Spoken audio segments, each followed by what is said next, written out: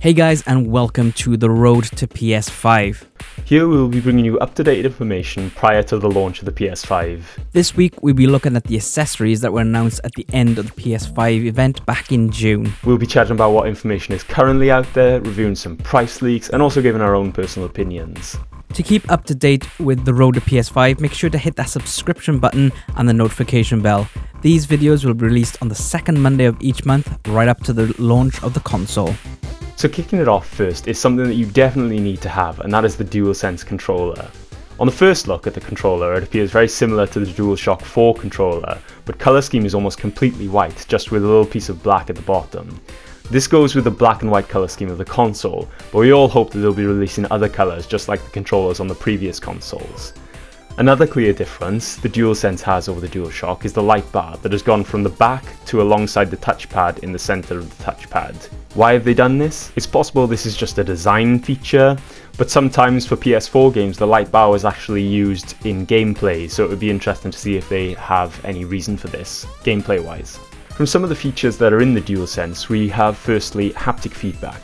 Haptic feedback actually means the use of touch to communicate with others, or in this sense to the player. It refers to any technology that can create an experience of touch by applying forces, vibrations, or motions to the user. Now gamers are very familiar with this, as most controllers now have these built in, but the DualSense is said to bring more sensations than the rumble of a DualShock 4. For example, if you are using a driving game, such as the upcoming Gran Turismo 7, you'll be able to feel the difference between driving on tarmac and driving off-road, and it'll be interesting to see how this is actually going to work. You also have adaptive triggers, the L2 and R2 triggers, but only when the game supports it. It will add a whole new playing experience. For example, if you're using a bow, when you pull that bowstring back, you can feel the increasing tension on your finger. This would make playing games such as Horizon Forbidden West a very unique and brand new experience to console gaming. And with those features, you can tell why they called it the DualSense and not the DualShock 5. The Create button replaces the Share button on the DualShock. More details are yet to be announced about this, but surely it will have the exact same features that the PS4 has. But who knows, maybe they'll have some new features. It has a USB-C port on the back for charging also, which will allow for quicker charging than the micro USB on a DualShock 4. The final feature we're going to talk about is the built-in microphone, which no other PlayStation controller has had before. You don't need a headset or a camera to be able to speak to people now. However, it still does have an audio jack so that you can still use a headset. Now you'll most definitely be having one with the console, but how much would additional ones cost? Well, on Twitter, @IronManPS5 has leaked that this will be £55. This has not come from Sony itself, so we do not know if this is the actual price. On our podcast last week, the three of us felt that the price will be between £60 and £65. So as well as the controller, you can get a PS5 official charging dock. Now this is quite a nice basic looking dock which you can fit up to 2 DualSense controllers on. Now on the controller, the USB port is on the back of the controller, but as you can see on the charging station, they sit upright. So this may mean that they charge the controllers wirelessly, just like a mobile phone Wi-Fi charger, where you place it on a pad and it charges. It is proven that these charge slightly slower than a USB-C plug-in, but with advances in technology, it is still faster than charging with a micro USB. However, if you take a look at this picture, it shows that the controller does sit, in fact, on a port which seems to be the plug-in for the headphone jack with a unique looking connection. So maybe it isn't wireless charging. Very interesting if you ask me. It is unknown whether it be plugged into the wall or will be plugged directly into the PS5 itself for charging. Pricing, again, @IronManPS5 on Twitter claims to know all the prices, as said that this will cost £25.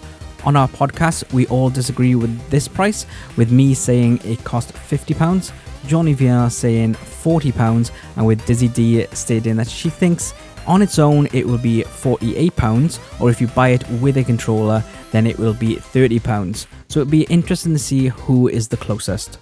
The Pulse 3D wireless headset is set to feature 3D audio for the PS5, which is described as being able to hear where individual raindrops are landing in a game's environment, or being able to pinpoint exactly where an enemy is hiding by hearing it.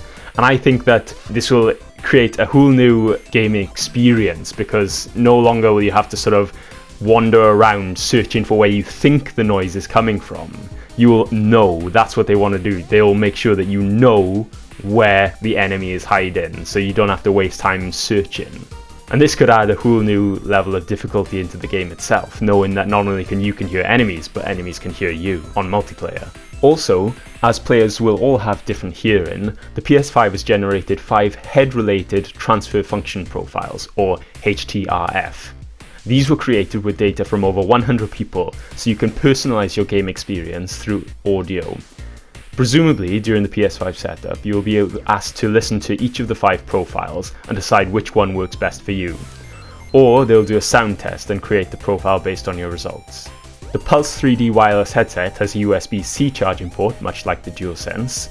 Also, Shaq has pointed out that he can see a small hole underneath one of the headsets, which could possibly be a microphone. PS5 have confirmed that they want to get 3D audio with headsets first, but will come later to other setups such as surround sound systems in the future. However, it is unclear whether the Pulse 3D headset will be the only headset to experience this. Given the previous statement, we can assume that there will be other headsets that will support 3D audio. Talking pricing, Iron Man PS5 believes this is going to be £129. During our podcast, I thought it would be $89.99, Dizzy D said £85, but Shaq thinks it could be close to what Iron Man PS5 said at £120. I will now take a look at the Media Remote and the HD camera quickly, as they are the smallest accessories of the PS5, but looking at the Media Remote first of all. This is solely for using to control movies, streaming services, or your game record playbacks. Along with all the buttons you would expect on a remote control, there is a microphone button, so it could possibly have voice control, much like the Amazon Fire Stick or Sky Q controller. Now, PlayStation did release a remote for the PS2, and not many people bought or used them, but it was handy to have as people started using it as a DVD player. Now, with streaming services as well as DVD and Blu-ray, looks like the PlayStation are hoping you will use the PS5 as your main media source, whether it's for gaming or streaming films and TV. However, to me, the DualSense controller can do everything the remote can, and since that is coming with the PlayStation 5, I think I'll be waiting before buying that. That being said, it depends on the price. At Iron Man PS5 stated it will cost £25. In our podcast, me and Johnny VR also said £25, but Dizzy D thinks it will be £30. The HD camera is exactly that. It has dual HD cameras, so it suggests that this will be usable for PS VR, so we will test that out when the console comes out. It will also be used for video capture, so you can show yourself during live streams. However, I am interested to see if it will be compatible with other apps such as Skype or Zoom to allow you to use the PS5 for work as well as entertainment. At iMan PS5 has stated that the camera will be £55, but the three of us believe it will be between £70 and £80.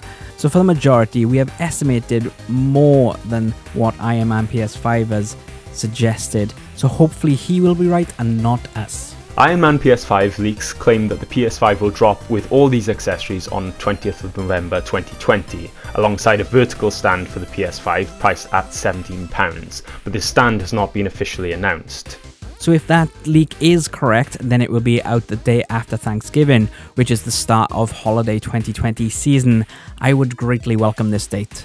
That is all we got time for this month. Join us next month for more information on the PS5 as we continue the road to PS5 together.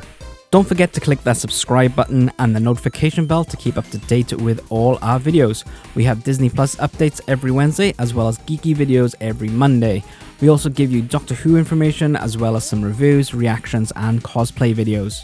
If you want to support our channel further, on the screen now is a link, and it is also in the description where you can send us a tip and the low price of a coffee. Also, head over to our gaming channel on YouTube, which is Skybot Gaming, for some Let's Plays and loads of PlayStation content. Thank you so much for watching, and we cannot wait for the PS5, but until then,